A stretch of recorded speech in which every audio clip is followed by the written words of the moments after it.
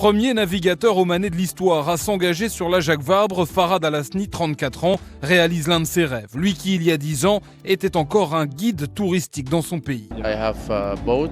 J'avais un bateau et j'emmenais les touristes faire des excursions.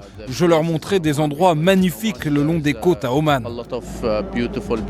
Et c'est d'ailleurs pour ça que le ministère du Tourisme omanais met de l'argent depuis quelques années dans la course au large. Objectif, faire connaître le sultanat et y attirer des touristes pour au final créer de l'emploi. Car si ce pays de 4 millions d'habitants a longtemps vécu des pétrodollars, il doit aujourd'hui diversifier son économie. Co-skipper sur le bateau, Sidney Gavinier travaille pour Oman Sail depuis 7 ans. Là-bas, c'est la crise. On ne s'en rend pas bien compte, nous, mais le fait que le prix du baril ait baissé, ces pays-là sont en crise. En tout cas, ils ont de l'argent, mais il faut se réorganiser. Se réorganiser et vanter les mérites de ce pays coincé entre le Yémen, l'Arabie Saoudite et les Émirats Arabes Unis. Il y a de la tolérance, c'est-à-dire qu'on voit des gens habillés à l'européenne et d'autres à la traditionnelle. Nous, on fait le tour d'Arabie chaque année et on suit des côtes avec des montagnes, des falaises qui se jettent dans l'eau. C'est vraiment unique et tout ce qui est plongée, tout ça, c'est bourré de poissons, évidemment.